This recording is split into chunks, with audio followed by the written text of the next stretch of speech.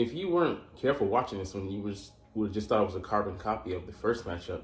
Round two, this time we're up in Washington, but another fucking shootout, man. The Eagles cannot beat a seemingly overmatched opponent, but they do come out with the dub today.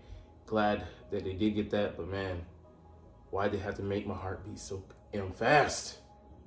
What's up, it's your boy Centron coming back at you with another analysis video, and I kid you not, that's my real name. We're going to look at the Eagles' 38-31 victory over the hometown Washington Commanders to send them to 3-5. The Eagles move on to 7-1 with Dallas looming. And I don't think they were overlooking them, but man, this was a game that was very fraught with nervousness from my side. And not that I was really questioning whether we could hang in it, but man, I'm like, here it goes again, man. Same story, different place, but yeah, it's just history repeating itself. I'm like, we cannot come out here with the same game plan on defense, can we? They lost last week to the Giants 10-7, and they sacked Sam Howell 6 times. We have a better pass rush than the Giants, right? We can come out and execute that plan, but it would be all for naught because Sam Howell would go on and Eric Bieniemy would implement the same plan they did last time. I'm like, you can't. We've seen this already. We've seen this movie. We've seen the flick down to the minute, the last minute of the film. Why go and see it again? I don't need to see, to buy a ticket to see the same performance. But we signed up. We went and put our $7.50 in, or was it $10 now? I'm like, you gotta be freaking kidding me, man. We are paying way too much respect to Sam Howell. You'd have thought this guy was Brady. The way his numbers, at one point he was 18 of 19. He was perfect at one point as well. Like, maybe have got up to 15 out of 15. The only incompletion he had was that deep shot he took to Pringle that pretty much went off his fingertips. He had a shot at it, but my thoughts, just the defensive philosophy, we just played too soft. We played to not get beat, and played if he was a superstar that's gonna beat us. When Miami Dolphins have a better trigger man in Tua Tagovailoa and better skill players and Raheem Mostert in the backfield, Tyreek Waddle split out, as well as Jalen Waddle, and we give them less respect than we do these guys. I get it; they're NFL pros, they're good, but to honor him to this degree is just ridiculous at this point, and allow him to settle into a rhythm. If they're gonna beat me, I want them to just flat out beat me. Like, just come up and play, bump and run man, get in their face, disrupt the routes. You're just giving the receivers free access. And I had this conversation a couple weeks ago, before we implemented such great game plans against the Rams in the second half, against the Jets, as well as against the Miami Dolphins. Why we revert back to this game plan just behooves me. And we didn't run the ball or try to establish a run game early on, only having 4 first half carries. We came out in the third quarter and rectified that, but the chickens don't come on the roost again. We're gonna struggle not having that balance, And Nick Sirianni quote after halftime killed me. He said, why should we come out and run the ball? We're obviously not struggling out there. We're good. We're moving the ball just fine. I'm like, this arrogant prick just said we don't need to balance, the game, as well as take time off the clock. Give them lesser possessions to work with, because we had a couple 3 and outs early on. I'm like, that's I'm not saying we just the game plan wasn't good as far as like throwing the ball.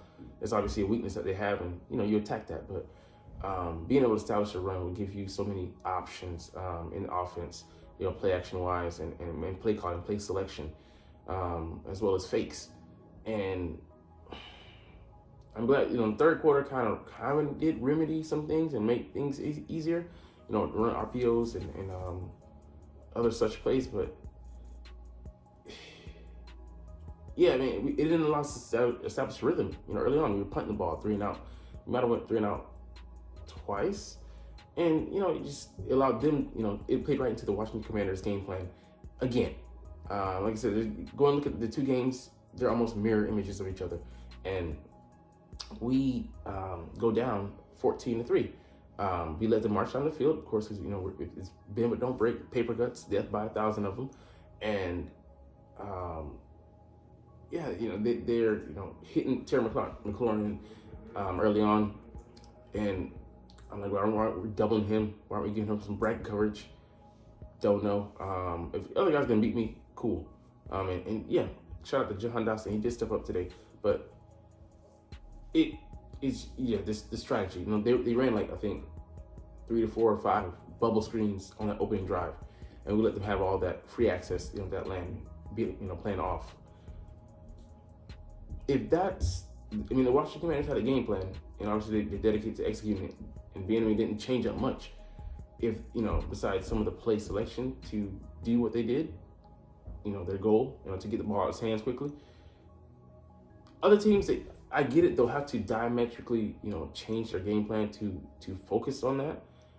But, at the end of the day, it's about winning. I'm not saying they'll do it wholesale like, watch the Commanders do, but they'll at least, sprinkle it in there.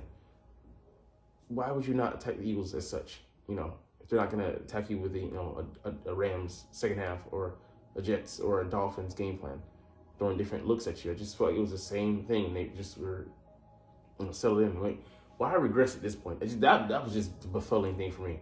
But anyways, let's get into some other stuff. The flow of the game did eventually change. The offense started really hitting, and fed it to AJ Brown. There you have it. First look at Sam Howell. He had a stellar day. Let's just not hide the fact. I don't think he's a special talent, but I think the way that we allow him to play us. Hey, if you're gonna, we allow him to essentially play pitch and catch, and there are not too many quarterbacks that are gonna miss targets like that when you give them such wide open windows. And the only mistake he made today was getting overconfident. Maybe that was a machination of ours, a plan for him to throw that ball there, but we got fortunate that he tried to take too much. He got greedy and threw it to Dotson, who was he overshot and went right into the loving arms of Blankenship, who did not have a good game coming back from injury. But we had our members out there, but it's funny, they had been playing together. I think they were just out of sync, and guys coming back and not used to the roles that they're putting. So we had so many shifting pieces. Just it finally caught up to us in a game that it shouldn't have, because we had our star-studded members in the secondary. But we'll see how that goes moving forward. But yeah, man, kudos, shout out to him. He just looks like a superstar if he's playing. If he played us every week, damn, he'd be a Hall of Famer. All right, Brian Robinson had a decent average. They're not having success running up the middle, so they ran to the edges of that defense, and that's a weakness that teams looking forward going to try to exploit next week with Pollard. He's a fire starter out there. He can get to the edges of your defense. He's very spry, quick, fast guy with good receiving chops, better than Brian Robinson, who they did throw to a couple times. He made a couple receptions, so we'll see how that goes. And Taylor Gibson, he had his carries, but one of our worst games on the ground, average-wise. But they didn't run a lot. They were just like us, airing the ball. Like, it's funny, they didn't have a lot of balance either. We didn't have a lot of balance, and that's what way the game shaped out to be a shootout. But we did try to ground the game to a halt and impede that progress. But 52 passes. It's funny, Jalen actually had the more balance. I think that's actually why he won. But those are not winning numbers of success for a team.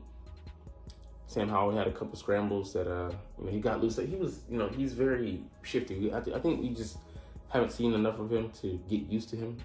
Our defense playing up against him, but he squirms his way out of sacks and moves around just enough to be elusive, enough to evade the rush and get out of bad situations. But he didn't put himself into too many situations, and they aided that offensive line. I didn't notice, but Rick Stromberg went out on a special teams play. I don't know if he came back, but they're already ailing, and we should have been able to beat up on them. But we weren't. We can't make him hold the ball and go through his progressions. He's automatically got his first read, or whatever. That's what actually he did to us what I thought Miami's offense was going to be able to do to us.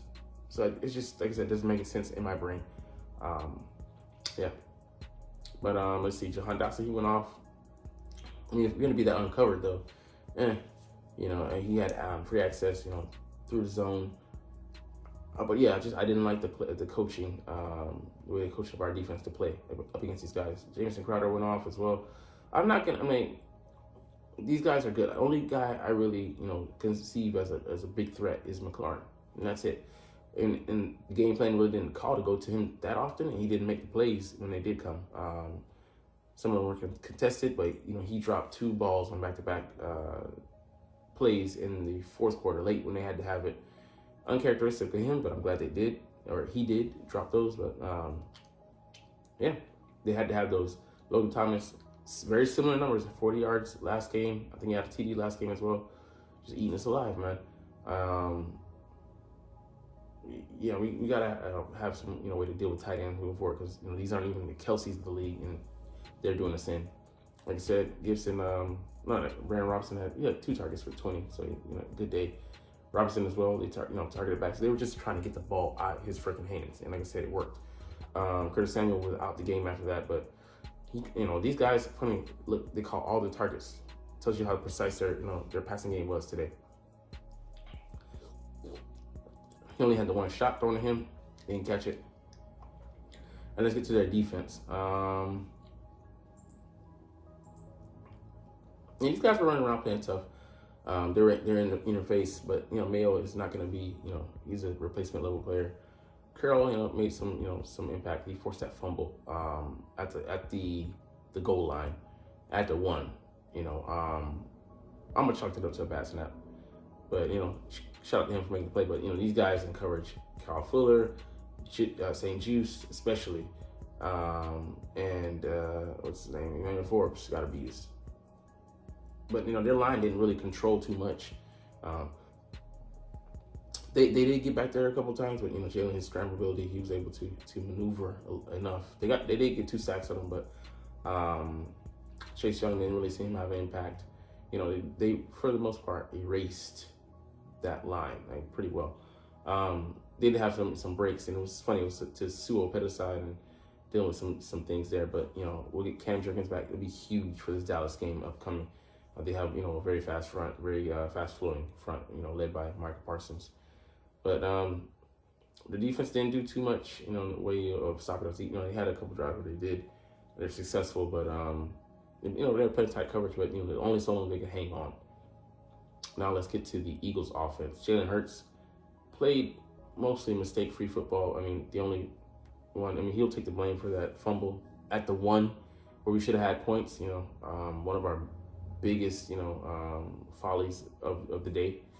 A couple throws, went 3 and out on that first drive, and not too many after that, I think. But him being the leader of the ship. Actually, I love that he had to stay in the pocket because he was precise. He was on time, letting the ball go before the receivers made that break, and he was hitting everybody. I don't know how many different receivers hit today. 1, 2, 3, 4, 5, 6, 7, 8. 8 different receivers, man. He was on one, and numbers were, reflect and show it. Besides that fumble, if he didn't have that fumble, it would have been a A+ superb day from him, man. But he was just dropping dimes all over the sandlot, man. Trusting his guys on the outside. He was 7 of 7 going to Devonta Smith. One wasn't a catch. We'll get to that later. And then AJ Brown, 8 of 8. That's 15 out of 15. That's amazing, man. And they had the lion's share of his work. DeAndre Swift, and efficient day, and just enough for them to honor the run and open up things. Find a little bit of room behind those linebackers. He did his job. Jalen Hurts, couldn't really do too much in the run game. This guy here just sucked. I'm gonna get to him later in the short, but it was bad, man. He's a negative at this point. I don't understand what we're doing with Rashad Penny. He should be the back that's getting, a carry on the goal line. If not him, then at least Boston Scott. He doesn't turn the ball over. He's a giant killer, but I believe he can be more efficient than, Kenny Gainwell, who's just not giving us anything very little. His receiving chops, sure, one positive on the day, but he put the ball on the ground in goal line carry. You cannot have that. You can't. You can't.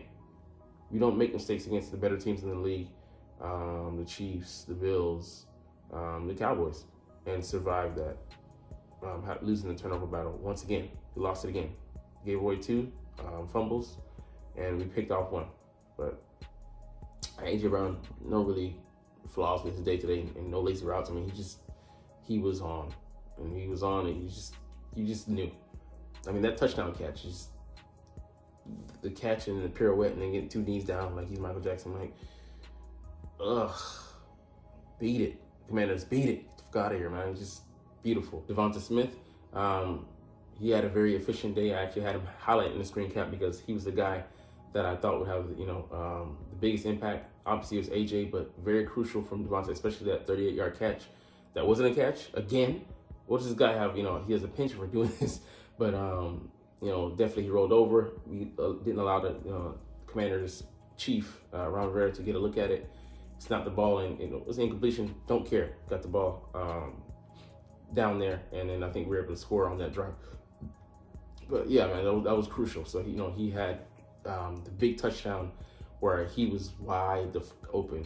They're made a coverage mistake. Nobody was covering him, and everybody sucked up to cover the guy in the flat, and there was nobody to cover the deep third. I believe it was cover 3. So just sad, but damn, sorry for you guys. 4 for 36 for Goddard, not a huge impact, but those catches were huge. Didn't have as much space to operate, and after the catch in this game, but very efficient. Like this guy as well. I mean, I said I'll give Gainwell Day at 5 for 30. We were looking for him often. He was at outlet for Hurts. That's the only saving grace for his day. Julio Jones made 1 reception for but a big one for a touchdown. We brought him in, thought it would be good in the red zone package, and he leaps and just makes that catch. Beautiful work, and another threat for defense to worry about in the end zone, red zone, I should say. All right, DeAndre Swift, 2 for 7.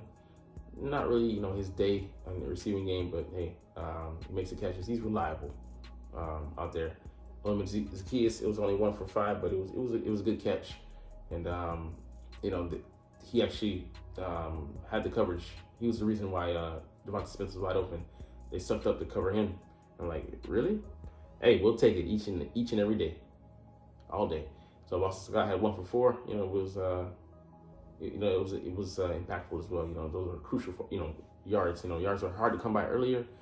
Came in space later, but everybody on the offense, mostly did their job outside of Gainwell. I switched to offense again. Defense. Nakobe Dean, he had the most tackles, but don't let that fool you. He was a liability today out there, man. Reading and diagnosing. I mean, I feel like everybody was off, step slow and all that, but that's what he's supposed to be good at. And I thought, actually, Nicholas Morrow and Zach Cunningham looked way better. Zach Cunningham came with that catch, but he was right there with him. That's a tough catch for anybody to cover. He was in a better position than I thought he would be. So he's been in position. Just, I don't think he's going to make the play, but he's not going to let the guy maybe score a touchdown. Sidney Brown, made some good plays. Had that one touchdown he gave up, so there's the bad that comes with that. But I think it's going to be a lesson for him, and he's going to grow from it. Reed Blankenship, like I said, first game back, and then playing with those guys, I'm like playing in sync. Maybe got Reed used to being that guy, but he also struggled in last time against the Commanders. So he had that pick, man, that redeems a lot. But looking forward to see him round into form, especially with the big bad Dallas Cowboys coming to town next week. Kevin Byard, a decent day for him. He definitely didn't stand out. It was a liability at times, but he didn't look out of place. But just he's got to figure things out here and how to play with these guys. So we'll see how that goes. But I think we definitely could be on the up and up. Reddick fought hard all day, man. He got that sack. It was our only sack of the day, but very pivotal one. But yeah, he was balling out there. Zach Cunningham, very solid day. You know, linebackers overall didn't have a good day, but I think he was the best out of all of them. Slay, it's funny. It's hard for me to ding these guys. I'm not gonna like Noah Smith. He had a couple. One bad play I noticed where I'm like, what the fuck are you doing? But it just comes with him being a rookie. I'm not gonna ding Slay and Bradbury for the game plan. I didn't like the defensive game plan at all, so I'm gonna put that on the coordinator to put them in position to make plays, not to play off. Marlon, I saw him pushing. He's fighting as well. I mean, as usual. Cox was in there battling. Milton Williams, he was shooting, man. I think he might have been our best D lineman today, and he was in and out of the game. Eli Ricks, I can't, like I said, I can't grade these guys what they were doing or whatever. Because they were street. I also saw him flash a little bit. Jen Carter, I didn't really see him. He went out. I don't know if he came back. I think he didn't.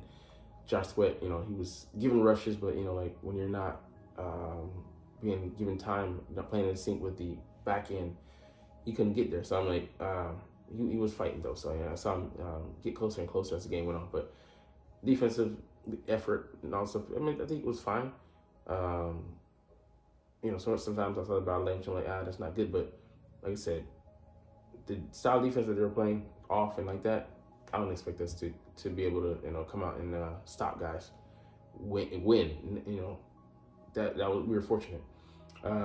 Britton Covey had a good return, and we wasted that. He like a 25-yarder to the 50 or maybe on their side of the field. We came away with 0 points, I think, on that drive, and it's just like disappointing, man. Should have been running it. But all is well that ends well. We did end up winning the game, but man, I don't want us to be in games like this, because it's just it's frustrating. It's ultra frustrating as a fan, because I'm like, at some point, I'm just like, you're gonna come out here and coach like this for them to play like this. I'm not even gonna get mad, because you're gonna get what you deserve. Anyways, we got the dub, and moving on to the Cowboys. It'll be interesting to look at this film, but as well as see the build up towards this game, because we all know the boys hate them boys. But anyways, we're gonna get up out of here. Chunt the deuces, but you're not even watching though. You're, clicked off, whatever. But I love making these videos and love talking about the freaking Eagles. So, like I said, we're gonna skedaddle. But as always, it's fly Eagles fly, and let's motherfucking go. Like, comment, share, subscribe Thanks for watching. Check me out at Centron Anime, Centron Life, or Centron Laughs, or other social media.